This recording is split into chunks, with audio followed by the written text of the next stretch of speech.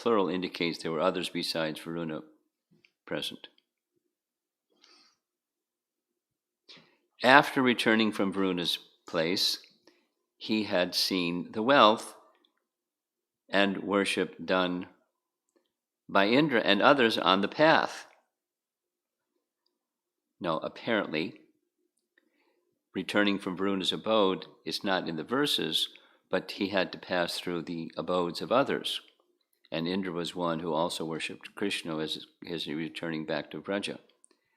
I'll discuss this a little bit, the Lokapala topic. Plural of Lokapala is implied because the Devatas was mentioned. So he went past the Lokapalas of other Devas. Other Devatas had been at Varuna's place, that's also possible. He saw the opulence of many, Mahodaya. It was beyond the senses, Kama, because it was variegated and unlimited.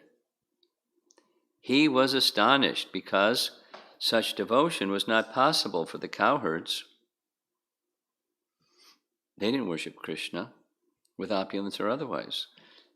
Generally speaking, he's just like, yay, Krishna did it again. Therefore, he spoke to relatives like Upananda about the wealth and worship. Paragraph. Although seeing the wealth and worship, he was not astonished, vismitaha. He spoke to his relatives to satisfy them.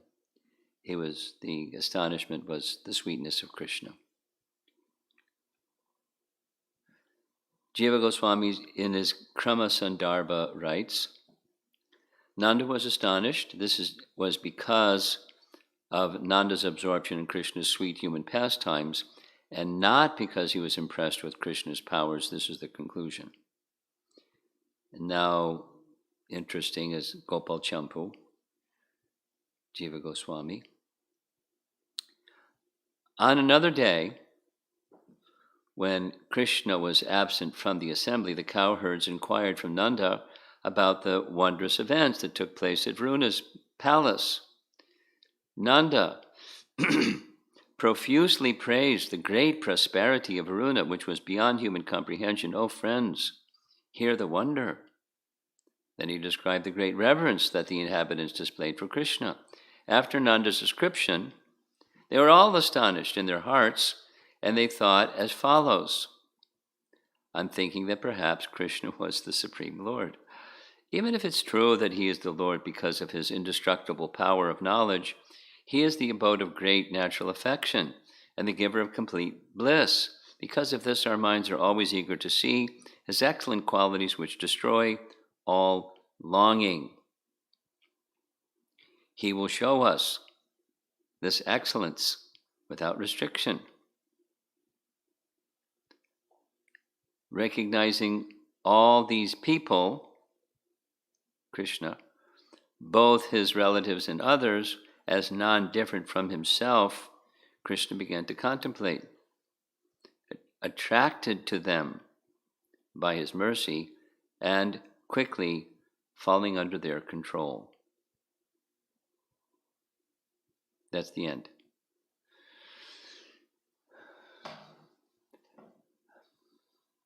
There are lots of things to be astonished by in this little episode, but especially the Brajabasis are astonished about the sweetness of Krishna, and that's the emphasis of our acharyas.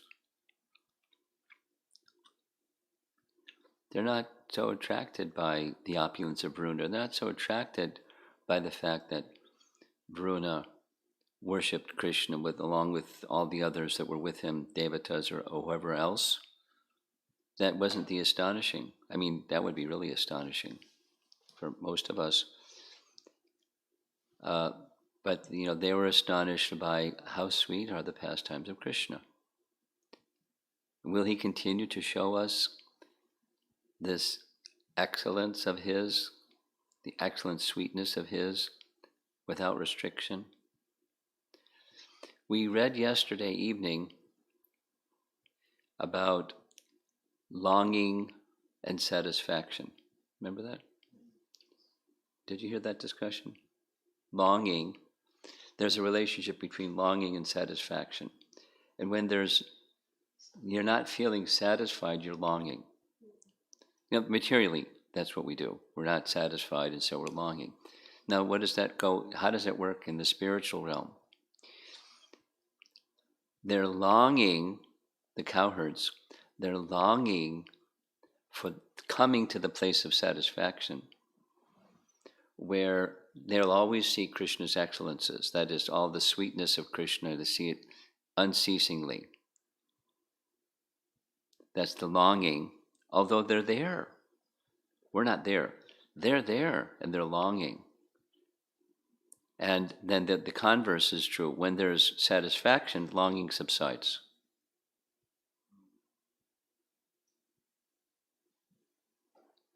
Complacency.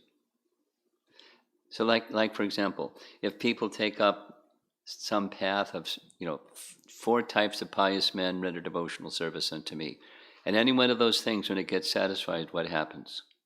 Complacency. Check out. Thanks a lot, Krishna. See you later. I got this, and I got that, and got the other thing, and no, that's when there's material motivation, or even mixed material motivation, the tendency is to become complacent. Longing subsides. So what to speak of the edification for us is longing for what? And when the spiritual awakening comes to the stage where there's longing for, like Gopakumar had, a natural longing for being with Krishna, the satisfaction never came. Although he went here and there and the other thing and the other thing and the other thing. He not only went to heaven, but he became the king of heaven. He became Indra, because Indra checked out for a while. So he was placed in the post of Indra. Anyway, never satisfied. Always longing. So that sounds uncomfortable. Always longing and never satisfied. I want to be satisfied. But that longing for becoming, what is that standard of satisfaction? Here's the Brijbasis. And what's Krishna? He's under the control of such people.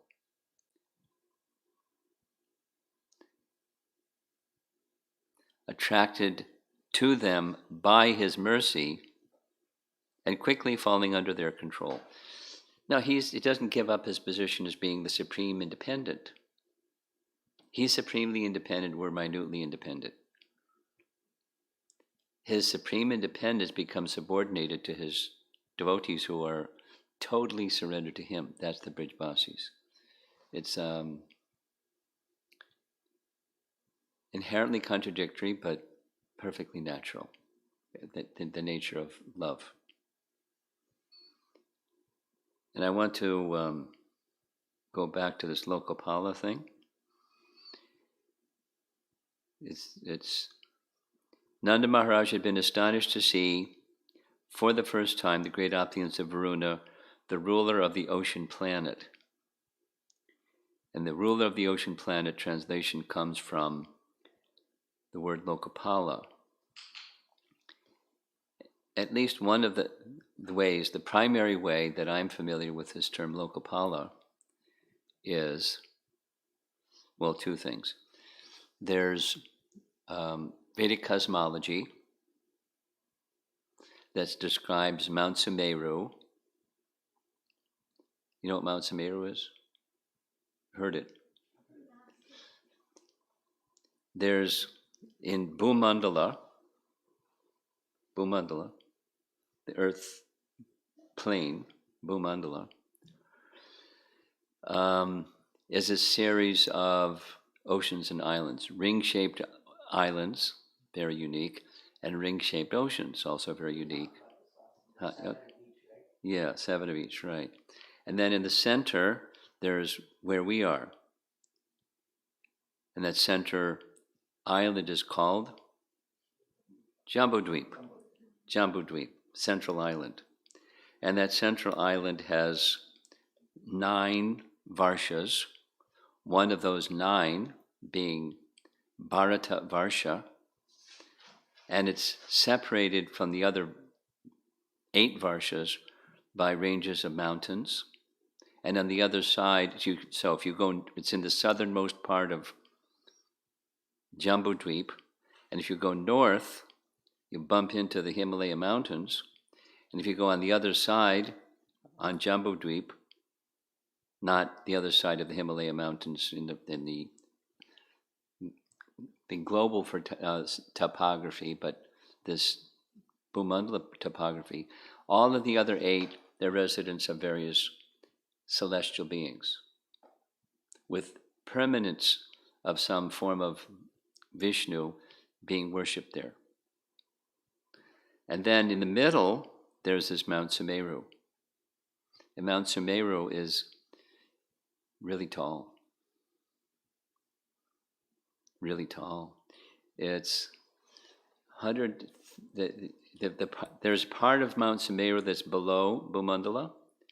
That's 1/5 of it, and the other 4/5 is above the plain of Bhumandala, and it's 80,000 miles tall. That's a big mountain. We've never seen a mountain like that. It's a golden mountain, and it's upside down. No such thing. No such thing in our earthly realm. No such thing. But and at the top of Bhumandala, it's flat, and there's an abode of Brahma at the top, and then surrounding the abode of Brahma on the top, there's Lokapalas. Those are the protectors of the directions, and one of those is the abode of Varuna, and another one is the abode of Indra. And there's names, Sanskrit names. It says the names of all these places. That's in the top of Mount Sumeru. So aside from Brahma having his place at the very, very, very top of the universe, because above all of this that's Bhuloka, Bhuvarloka, and Svargaloka. Indra and Varuna have their abode in those places, in Svarga, in heaven.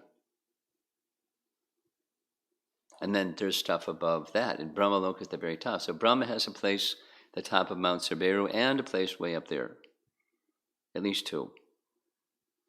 And Varuna has a place in heaven, Svarga, and he has a place at the top of Sumeru, his Lokapala place. And he rules from that place, in addition to what he does at the top of up in the Svargaloka. So apparently, doesn't specify, but apparently, on the plain of Bhumandala, that's where Krishna went, and that's where he had taken Varuna. But Varuna had taken Nanda. Because this mention of a hole, he had to enter a hole. He went into the river Jamuna and found a hole and followed the hole, and zoom, he went to where Nanda was. It's called the home or the palace. It's not underwater. It's at the top of Sumeru. So as he was leaving Sumeru, leaving Varuna's place, he passed by other demigods and the other Lokapalas, and they also worshipped him. That's what's being said. Now, just a couple other little things. It's already 8 o'clock. How does this work?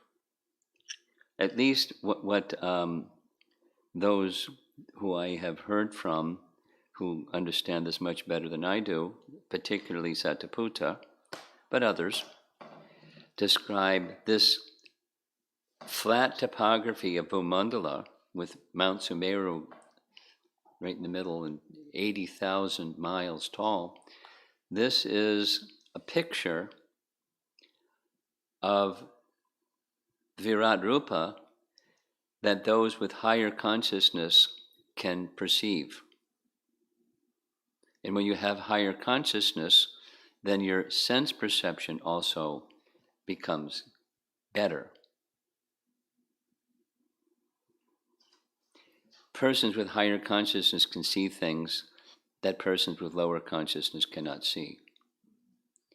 So, sense perception, the empowerment of the senses increases as consciousness increases in the higher realms of consciousness. Hare Krishna. So, Nanda, apparently, because of higher consciousness, could see things. Not only could go there because the agents of Varuna took him there, but he could see the opulences that are not seen in this world. Their opulence is mentioned. Never before seen in this world. Now, he had been, here and there to places that are opulent in this world, particularly in Mathura, and can't compare. So how can you see opulences that you've never experienced before? Well, it's not just by going there. You have to have sense perception that can perceive it. And how do you even go there? You have to have higher consciousness to go there. You can't go to the top of Mount Sumeru. You can't even see it. What to speak of go there without the gift of higher consciousness. So, this inverted golden mountain, that is, it's narrow at the bottom, it's like a cone that's narrow at the bottom and broad at the top and flat. That's what the devas see that we can't see. It's a very interesting explanation Sadaputta takes you through. You have to listen carefully. I've listened several times when he's explaining all of this. And even like, the Bharat Varsha, that on this flat topography of Jambudweep, it's the southernmost, which we can't go from, across the other side of the Himalaya mountains and find the rest of Jambudweep. We're not going to see that. We're going to see something else because of our consciousness and power of senses. Like he gives the example, supposing you go to the North Pole and keep going north from the North Pole. What are you going to see? Sky. You're not going to see the other parts of Jambudweep. So we're giving, it's not detailed in this Canto 10, Chapter 28, but it refers to Canto 5, and you piece the two together, and that's what happened. He went there. Now he's coming back to Braja. And everyone's going, wow. Okay, so I'm going to pause for just a second. Can you pause this? And I'm going to go use the bathroom and come back.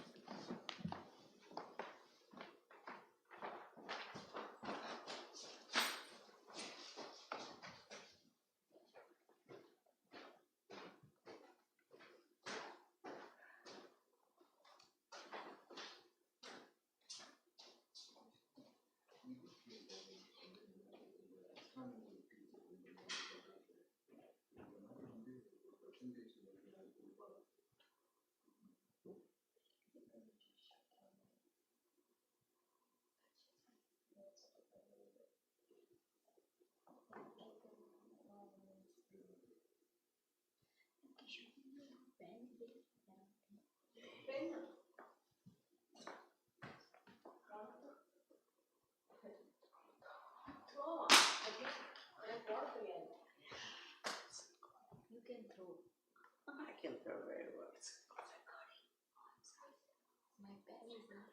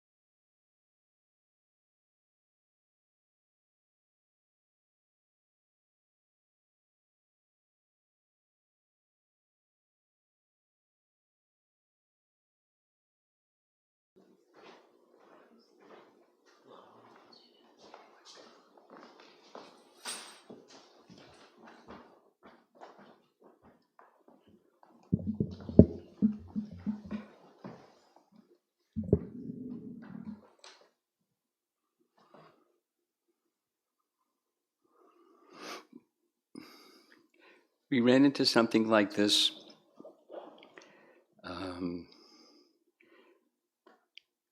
with the prayers of Brahma. When Brahma was saying, we, the Digpalas, that's the controllers of the senses, are benefiting from the Brijbasis because the Brijbasis have the capacity to see Krishna's lotus feet directly, so their senses become like cups. Through their mercy, we can then also perceive the lotus feet of Krishna. So Lokapalas and Digpalas, the pala means protected. It's one of the 6 characteristics of surrender. Is Krishna is my protector. Pala. So there's when the universe is created, there's protectors of different aspects of creation. They're controllers in the heavenly realm, and they have their additional home, or home, because that's used repeatedly here. When Bruna took Nanda took Krishna to his home. It's his home. So where does Varuna live? There's the top of Mount Sumeru. How do you get there? Through a hole. We can't see any hole. Listen to Sadhuputta describe this, because he likes describing these things. Like demigods have powers that we don't have. And one of those is like Prapti Siddhi. Some yogis in this world, they also have Prapti Siddhi. They can reach out, and Prabhupada speaks, they can touch the moon. No, we can't. It's not that they have their arm just kind of extends and extends and extends and extends. They can touch the moon, or they can. Another example is take a pomegranate from Afghanistan. Just reach out their hand. So it's not like they have this elastic arm and reaches all the way to Afghanistan, but they have capacity because they know how to do it, and they're given powers by Yogeshwara, Krishna, to pass through what he calls higher dimensional space. And it's as if, like, my reaching out to touch this, they can do it. Because they have the power and they understand the science, and they've mastered the science, they have the capacity to do that. So Krishna also had the capacity to enter a hole and go to where he wanted to go, the abode of Varuna, on Bhumandala, at the top of Mount Sumeru. And it was like zip, he didn't have to take a whole bunch of time. Because it's sad, when he came back, it's still the sun hadn't come up. So it's like, boom, and then boom, and then he's back.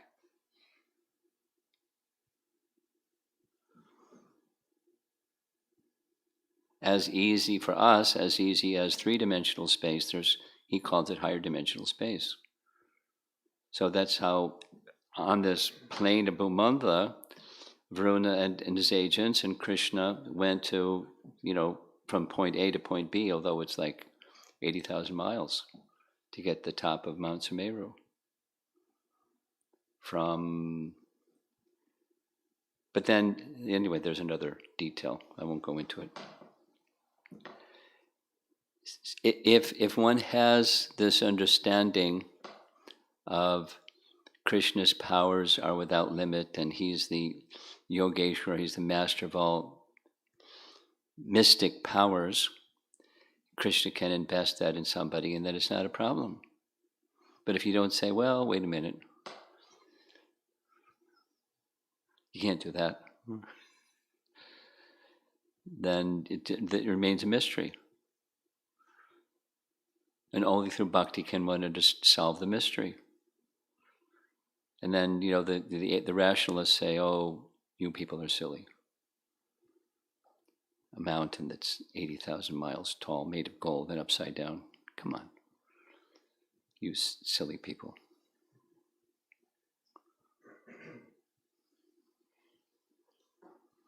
Okay, so let's see if there's some discussion. Yeah, I thought so. So the question is that you explained in the class that the main thing was that Vrajvasis, they loved Krishna. That's it. It was very simple. Very simple. So the thing is that when Krishna was in the Vraja, Is the microphone on? Check the microphone and see if it's on. Okay, okay. when Krishna was in the Vraja, he was in his original body. He was like in his original body, his original powers, original capacity. Everything. Yeah. So for at that time it was very easy to get attracted to him because it was natural. If he is around us, nobody can control. So that's my question that right now we don't have and Varun did not have that. So the only option is to worship in opulence or whatever we can do with our means. That's right. Yeah, that's You got it. Yeah. Well, we follow Vaidhi Sadhana Bhakti. Yeah, we are trying. And now we're trying. And we follow Vaidhi Sadhana Bhakti. What happens? What happens? If you're a follower of Rupa Goswami, here's what happens. If you're not a follower of Rupa Goswami, something else may happen. But if you're a follower of Rupa Goswami who's a follower of Lord Chaitanya, here's what happens. There's stimulations for ecstatic love even while you're worshipping in opulence and following the vidhis of sadhana bhakti, that deep inside, there's a natural attraction for Krishna. And there's stimulations for that attraction for Krishna and Braja deep inside that are being awakened by the hearing and chanting process, along with the following of the vidhis. So there's this incubation chamber, the following of the vidhis, that also cleanse, and the stimulation of ecstatic love that's awakened through our hearing and chanting. Yeah. We're very fortunate. Yeah. We are Count your blessings. Yeah. But I was thinking about the Vrajvasis. Basically, it was an unconditional mercy on them. Oh yeah, but you know because they did not have to do anything. They didn't have to do sadhana. We do. So what? Yeah. That's what Okay. But they did it anyways because for love for Krishna. That's why they did it, not to get something, to awaken something. They were already awake. Okay. Guru Maharaj, it is certainly astonishing for me too. I was hearing this, the way I was thinking, yesterday we were discussing about, you gave certain options like A, B, C, about did Varuna had the desire, is one option to see Krishna, so he took Nanda Maharaj, or it may be the demoniac follower of the Varuna who was foolish and he didn't know, you gave some options. But based on this description, I am thinking that it is Varuna's desire, because applying some logic in my brain, which I should not do, is the demoniac servant could have done some harm to Nanda Maharaj. So it was not for him to take him back to the planet of Varuna. And he took him, and also he had the power to take Nanda Maharaj to so much distance.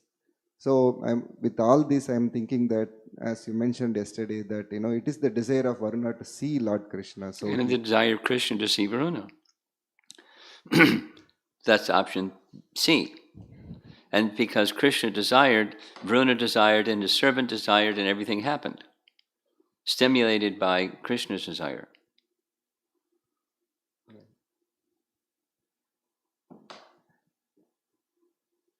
But both. Varuna wanted to see Krishna, Krishna wanted to see Varuna. They matched up. They had a pastime. So there is nothing wrong with the follower of Varuna. Well, that comes at the end with a discussion. There's differences. So Varuna, one explanation is Varuna says, the wrong done by my servant is my wrong, and if you wish, you can punish me as is appropriate. That's this, Tattenu Kampam verse. Then another is, Krishna was pleased because he knew that there was no offense. It was just he wanted Krishna's association, which was prompted by Krishna wanting him to want Krishna's association. And so the pastime took place. So there's different ways of looking at it. And you can reach the conclusion whatever you like. There are different ways to look at it. That's fine. Okay? One more question, Guru Maharaj. Another thing that I am thinking about is, like Nanda Maharaj comes and speaks about the opulence of Varuna. Like how he was astonished to see the opulence of Varuna. Yeah.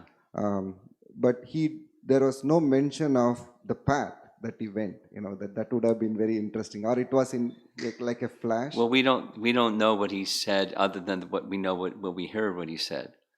What he said was the opulence of Varuna, and that Nanda and others worshipped. Varuna and others worshipped.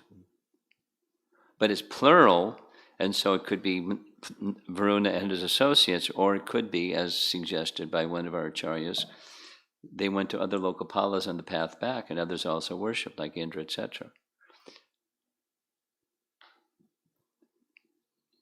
What the conversation, it's compact, so we don't know the detail. What he shared, didn't share, we don't know. Yes. Hare Krishna Maharaj. Just appreciation one thing, and then I have a question. I never heard ocean planet. It was nice. First time I'm hearing about ocean planet. Well, you saw how it's translated. Now this isn't Prabhupada. This is our Prabhupada's followers. And the word loka, pala, loka means planet. So that's planet. And the planet of what? Planet of Varuna, what's that? He's in charge of the oceans. So ocean planet, I never heard that one before either. What does it mean? What does it mean? Does it mean like it's just a planet, or does it mean planet? Is it a Bhumandala planet? Or does it mean, what we normally think of as a planet? That's like this spherical thing that's just made up of ocean. That's pretty weird. But that's it's in my understanding is the plane of Bhumandala, not the sphere. There's Bhugola, that's the sphere, and Bhumandala is the plane. And it's a little how you go toggle back and forth, or what's the connection between. And Sadhuputta, I've just been hearing this several times now. Sadhuputta's explanation is, depending upon consciousness, one can go back and forth between the other. Because it depends on consciousness and sensory power.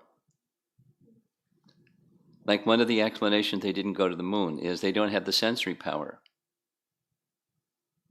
If one of the options is they actually landed on the moon, but they didn't enter the moon because they don't have the sensory power. This is one of Prabhupada's arguments. They made no report of seeing demigods, and so they couldn't have gone there. But they could have gone to the geographic place. Without the sensory power, they won't see what's there. They'll see three-dimensional space, not this higher dimension, because they don't have the consciousness and sensory power. That's what he meant. That's one of the ways they didn't go to the moon. It's something like similar to saying you can't enter Vrindavan by buying a ticket. You can enter Vrindavan by buying a ticket, but you can't enter Vrindavan. You can enter the covering of Vrindavan, but you can't enter Vrindavan. You have to have another qualification besides a ticket. It's that kind of explanation. And he didn't spell it out and, expand it. He just said it in a very simple term. There's other options. The demigods have the power. They just sent the Apollo people to some other place besides the moon. That's another possibility. They don't have the credential They don't have a passport and visa control, so they couldn't have entered. So those are other. So back to the planet of ocean. What does that mean? Depends on your sensory perception and your consciousness of what a planet is. It's a globe. Then there's a higher conscious perception that it's something else, a plane, a realm of existence that you can perceive, where Varuna lives, the planet of the ocean. He can be there and in charge of something over there, like a factory owner can be off playing golf, and over there is his factory, and it's going under his power. Prabhupada's example. Putting on the green, and his factory is running under his control. Well, he's not in the factory. Though people can do that in this world, why not? So, Lokapala.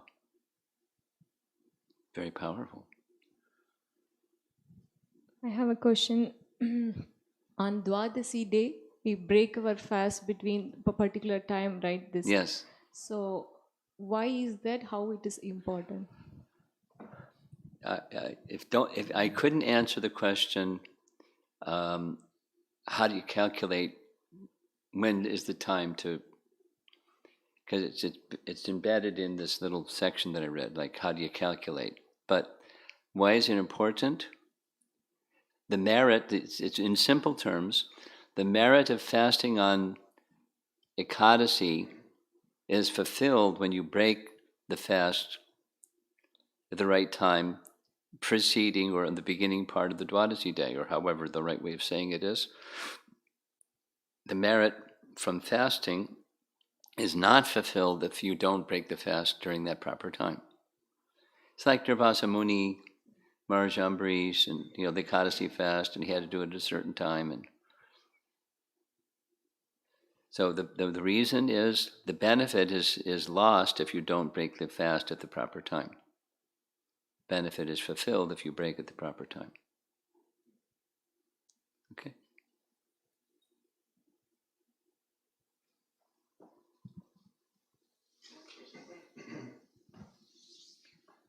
Question from Prakash Narayan Prabhu.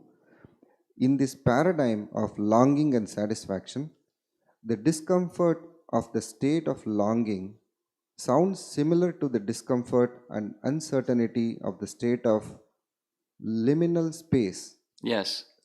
that you have explained before. Yes. We experience in this process of sadhana bhakti. Please, Yes. could you comment? The answer is yes. Liminal, the way that I've been describing that he's familiar with my describing it, has to do with japa or any other kind of spiritual hankering. I'm here, I know the goal is there, and there's this big gap between where I am and what I know. We're all familiar with that spiritually.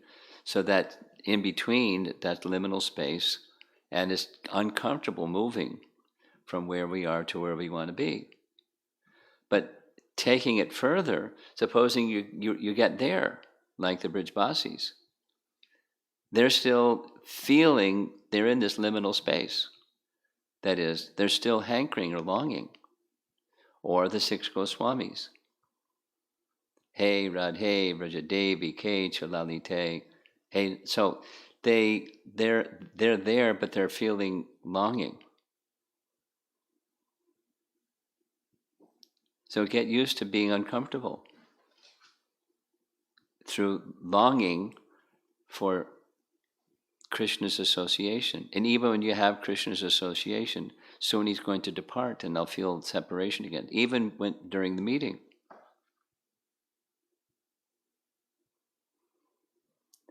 So get used to being uncomfortable. If you want to be comfortable, go ahead. Feel comfortable. Become complacent. And try to like the place of misery. Question from Sucharita Mataji. I am wondering why the comparison is with lotus, like lotus feet.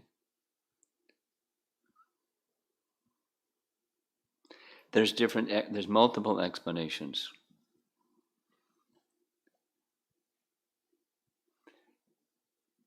One of them, a common one, is the lotus is a symbol of peace, tranquility, and the connotation of it is poetic. That's one. The peace, tranquility, serenity, symbolized by a lotus, and therefore lotus feet. That's one of the explanations. Or in Queen Kunti's prayers, the Padma Ja. That's Padma Ja. It means born from mud. It's a nice girl's name, but it's lotus. Lotus is grown from mud. And then, but it's grown from mud, but it's above the surface of the water, and it's untouched by disturbance in the water. What to speak of the mud? So that's the lotus, which grows from mud. So one who takes shelter of the lotus feet of Krishna, or the lotus eyes of Krishna, or the lotus navel. This is in Queen Kunti's prayers. It's anything to do with Krishna is lotus-like.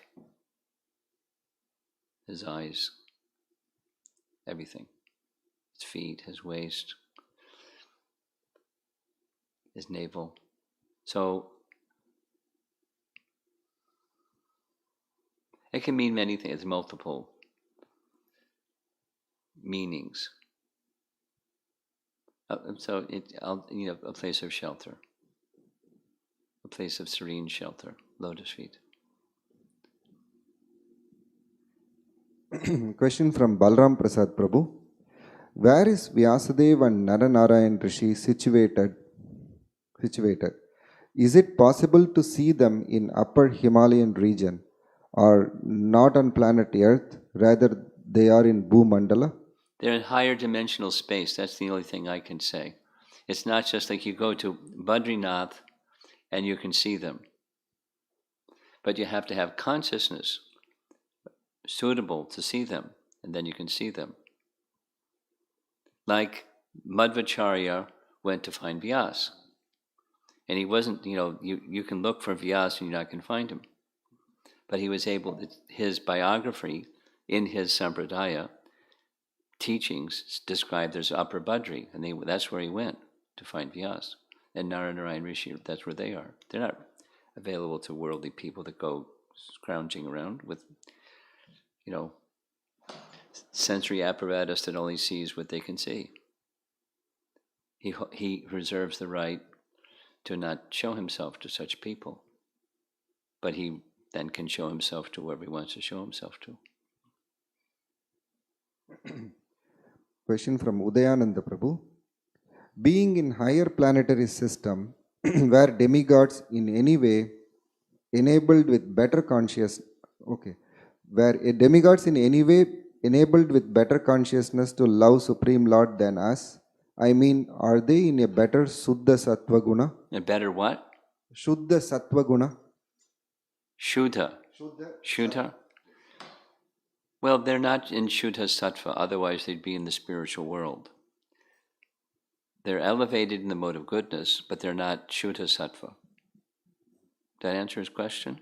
Yeah, there is one part of it was asking, where demigods in any way enabled with better consciousness to love the Supreme Lord than us. Well, not so that they can love, but because it's consciousness of love enables them to see, not the other way around.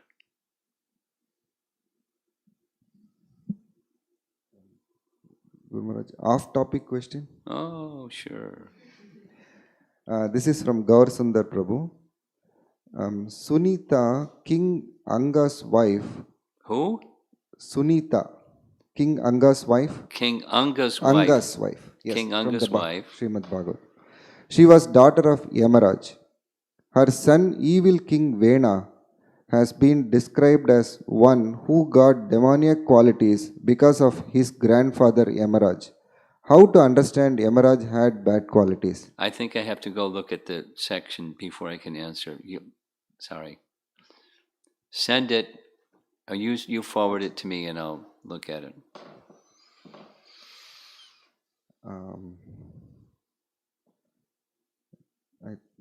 Okay, Vishalaksha Prabhu question. Compliances while following the bhakti process will not please Guru and Lord Krishna. What Lord will Sri not? Krishna. Complacency. I'm thinking. Complacency, okay. Complacency while following the bhakti process will not please Guru and Lord Sri Krishna. How to check periodically oneself and what are the steps should I take to overcome it? Well, these are the steps. It's sadhana bhakti process nicely performed.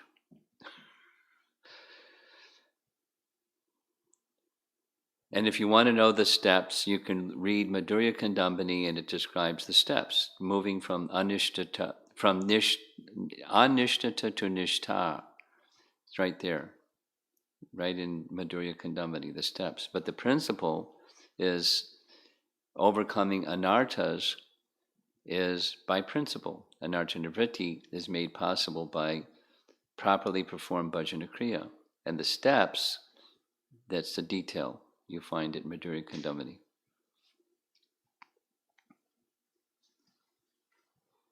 Question from Rupa Vilas Prabhu. Some devotees told me that Srila Prabhupada had simple rule of breaking fasting on Dwadashi. Yes. Just after sunrise. Is that true? I don't know.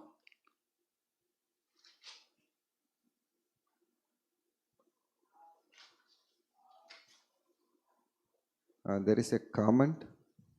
I don't think it's a question. From Bora Neelima. Thank you for explaining that it is Krishna's desire to see Varuna. Therefore, everything happened. It helps us to take strength from this thought when we are going through difficulties. That Krishna desires us to make progress. We can take strength from the positive changes happening during the difficulties and see Krishna's love for us and feel sheltered. Very good. You got the right application. Very good. That's it. Okay. Anything else? Srila Prabhupada ki?